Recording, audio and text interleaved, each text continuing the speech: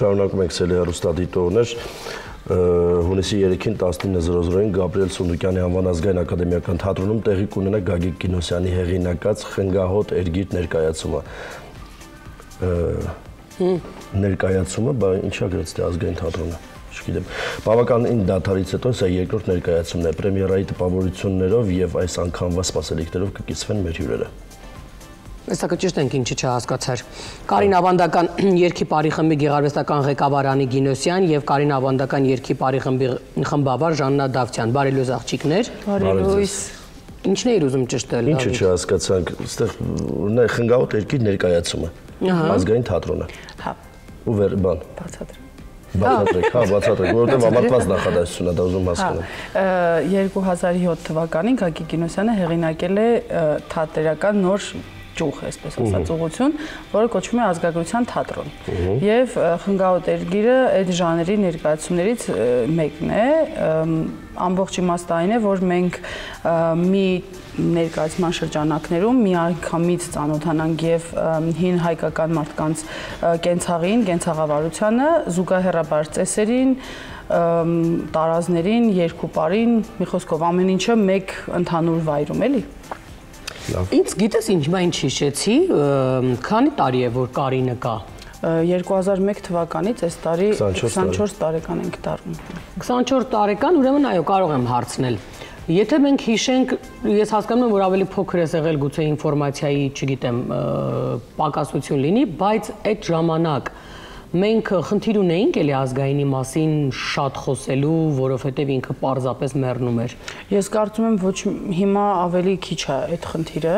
Այո, այդ տարիներին բավականին ակտուալ է եղել եւ բացի նրանից, որ ակտուալ է եղել, իհարկե եղել են ազգային ոճի խմբեր ավանդականը ներկայացնող, բայց նաեւ այդ հետսովետական կոմպլեքսն է եղել, որ ավանդական մշակույթը դա ցածր մշակույթ է, բանվորների մշակույթն է, իսկ ավելի բարձր մշակույթը դա օրինակ վրացականն է, ափսոս որ մենք այտենց լավ մշակույթ չունենք, այս կարծրատիպերը եղել են, էլի։ Ինձ հետաքրքիր է պրեմիերան ոնց անցավ, որովհետև մինչ պրեմիերան մենք ձեզ հյուրընկալել ենք, բայց դրանից հետո չենք տեսել։ Մեզ որ հարցնում միշտ ասում ենք մենք չգիտենք, մենք չենք նայել, բեմի վրա ենք եղել, բեմի վրա ենք եղել, բայց ըստ արձագանքների բավականին լավ է անցել։ Ամեն դեպքում տպավորությունները բավականին եւ մարդիկ ուրիշ ակնկալիքով են եկել, բայց լրիվ ուրիշ բան են տեսել ու այդ իրենց տեսածը ավելի են հավանել։ Իրականում փոփոխություններ արել եք, որովհետև պրեմիերաները սովորաբար շատ լավ, այսպես ասած, հնարավորություն են տալիս հասկանալու ինչն է ավել, ինչն է պակաս, հա, իրականում այդպես է։ Չէ, փոքր փոփոխություններ ենք ունենալու, ոչ մեծ, որովհետև իրականում մինչև պրեմիերան բավականին երկար էինք պատրաստվել, մոտ 2-3 ամիս խիտ այդ փորձաշրջանն է եղել։ Երեխաների դրվագ կունենանք ըստ երևույթին, որտեղ երեխաներ կներմուծենք փոքր տարիքի։ Հիմնականը այդ երևի։ Իրականում ասում ես հանդիսատես ուրիշ ակնկալիք ուներ, հա։ Ինքն եկել էր ինչ տեսնելու։ Կարծիքներ ունեցանք, որ իրենք եկել են այն տպավորությամբ, որ հիմա պիտի լինի թատերական կտոր, հետո այս թատերական կտորը պիտի գնա մի կողմ ու լինի համերգային կտոր։ Բայց իրականում ներկայացման մեջ ամեն ինչը այսպես իրար մեջ միահյուսված էին, այսինքն այնտեղ որտեղ պապը թորան հետ խոսում է եւ պատմում է իր երկրից, իր մեջքի հետևում հիշողությունը արդեն խմբի տեսքով կենթանանում է ու այդ երկու բանով ենք էլի, երկու շերտով ոնց որ գործողությունները գնում են։ Հանդիսատեսի խնդիր ունենք մենք այս ներկայացմանը։ Հուսանք, որ չենք ունենա, դեռևս բավականին ժամանակ կա իրականում։ Առաջինը լեբլեցուն էր։ Առաջինը բավականին շուտ ամբողջապես sold out ա եղել։ Այս մեկը դեռ չէ, բայց ամեն դեպքում հույս ունենք, որ կունենանք նույն արդյունքը։ Որտեղ էր լինելու։ Սունդուկյանում։ Դե այնտեղ քանի մարդ է տեղավորվում։ 800 տեղ։ Այո, մեծ է դահլիճը։ Եթե լցվում է, այդ արդեն լավ է, որովհետև դե ես հասկանում եմ, որ նաև այնքան ենք այդ ազգային արժե զերկել, որ հետաքրքրությունը դադարել է։ Չնայած որ հիմա ներկայացումները լեփլեցուն դահլիճներով են անցնում,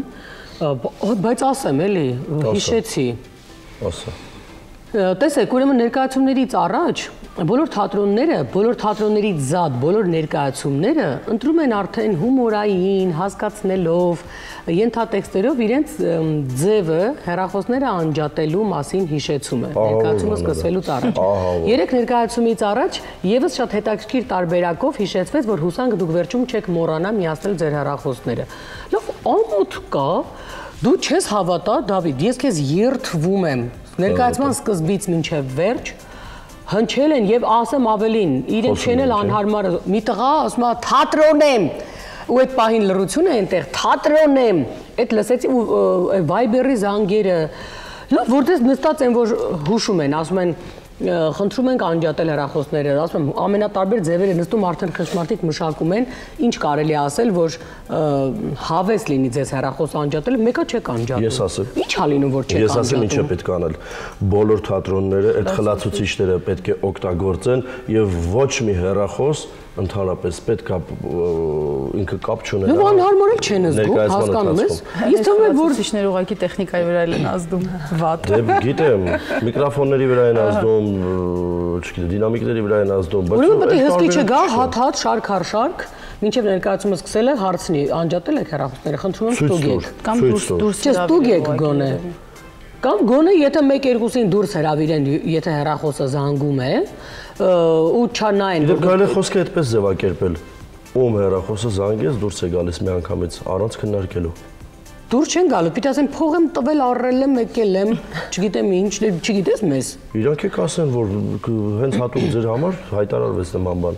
Այդ իսկականից շատ ամոթ է, ես նայում եմ դերասանը ու ամենատենց հետաքրքիր կտորների ժամանակ դերասանի ձայնը չես կարողանում լսել, որովհետև մեկի հեռախոսը անդադար զանգում է։ Հələ դեռ չանջատված մյուսինն է զանգում։ Այս իսկապես մարդն էլ ինքը իր գնացած ներկայացումը չհարգի։ Լավ ինչի ես եկել, եթե չես ուզում, ով է քեզ բերել զորով, տենց նստացրել այդտեղ գամել։ Հիմա օրինակ մարդիկ քանի ամիս եք աշխատել այդ ներկայացման վրա։ Իրականում բավականին երկար, մոտ մի 4-5 ամիս տևել է մինչև փորձային աշխատանքները, սցենարական եւ այլն, եւ 3 ամիս էլ խիտ փորձերի ընթացք ենք ունեցել մինչև պրեմիերան։ Հիմա դե արդեն ամեն ինչ գրեթե պատրաստ վիճակում է, պիտի տենց թեթև վերհիշենք։ Մարզեր գնալու եք։ Քանի որ ներկայացումը բավականին մեծամասշտաբ է ստացվել, այնքան որ մենք էլ իրականում չենք պատկերացրել մասշտաբները, բեմի վրա մոտ 40 հոգի մարդ է ներգրաված եւ բացի դրանից մեր դեկորացիաներն են բավականին ծավալային մեծ։ Դրա համար մարզեր գնալը իսկապես շատ մեծ ցանկություն ունենք, բայց ինքը ավելի ծախսատար է, քան Երևանում այդ ներկայացումը անել է էլի։ Ինչ պլաններ ունեք բացի այս ներկայացումը։ Ներկայացումից բացի իրականում նախ ամառը բավականին հագեցած գրաֆիկ ունենք իրականում եւ հարսանեկան ծեսեր ունենք իրականացնելու, Վարդավառին մեծ միջոցառում ենք ունենալու, նաեւ օգոստոսին նախատեսում ենք ունենալ փառատոն նվիրված Գագիկ Կինոսյանին, այդպես եւ մեր ուսուցիչների վերապատրաստումները, որոնք ազգային երկու տարի ակադեմիան է իրականացնում, ես նաեւ այնտեղ հոգաբարձների խորհրդի նախագահն եմ, ամռան ընթացքում ուսուցիչներ ենք վերապատրաստում, որոնք սեպտեմբերից արդեն մտնում են դպրոց, այնտեղ դասավանդելու։ Որ դպրոց։ Բոլոր դպրոցները, որ դպրոցը որ ցանկություն կունենա հանրակրթական, այս պահին 900 դպրոցից 460-ում արդեն առարկան ներառված է որպես ընթացիկ առարկա, այո, հիմա շարունակում ենք ներդրումը, որպեսզի մյուս դպրոցներում եւս առարկան լինի։ Դու էլ բողոքում ես ու բողոքում, տեսար որ լավ բան էլ կա։ Դուք ինչ կասեք։ Դուք ո՞նց եք։ Երաժշտական մասի վերաբերյալ երևի թե մի քանի խոսք ասեմ։ Նախ շարունակեմ Անի նշած այդ լեյտմոտիվային գիծը, հա, որ մարդիկ ուրիշ ակնկալիքով էին եկել, ակնկալիքով, ես էլ եմ ուզում ինքս շեշտել, որովհետև հետաքրքիր է մարդկանց պատկերացումներն ու սպասումները առհասարակ ազգայինի եւ դրա շուրջ կատարվող շատ երևույթների մասին, քանի որ ապրում ենք այնպիսի ժամանակաշրջանում, այնպիսի դարում, որ ամեն ինչ այսպես կարելի ասել միքսված է, անգամ ազգայինի կոնտեքստում, հա, բայց այստեղ մի փոքր այդ սահմանն անցնելը շատ նուրբ է, հա, եւ վտանգավոր է եւ հենց դա ենք մենք փորձել եւ փորձում պահել, այսինքն անգամ եթե օրինակ կա մեծ երաժշտական, հա, հատված, մենք ունենք նաեւ նվագախումբ, որը բնականաբար լայվ է, հա, հանդես գալիս եւ միշտ փորձում ենք այդ հիմքը պահել երաժշտական կորիզի վրա ամեն բան հավաքել, անգամ եթե ինչ որ տեղերում փոխվում է օրինակ երգի չափ, տարբեր գործիքների շնորհիվ նոր երանգ ենք իրեն տալիս, միևնույնն է մեզ համար ամենակարևոր բանը, որը նաև երևի թե գաղափարից է գալիս, դա պահել այն ամենակարևորը, որը որ մեզ ավանդվել է եւ դրա շուրջ նոր հավաքել այն մնացած այդ մոդեռնիստական մտքերը, որոնք որ գալիս են մեզ մոտ եւ նաեւ այդ իմաստով էլ ովքեր որ կարծիքներ ասեցին, այդ ֆիդբեք ասվածները բավականին հետաքրքիր եւ սիրուն էին արտահայտում հենց նաեւ երաժշտական մասի վերաբերյալ, որովհետեւ իսկապես փորձել էինք պահել այն ինչ որ կա, որովհետեւ ի վերջո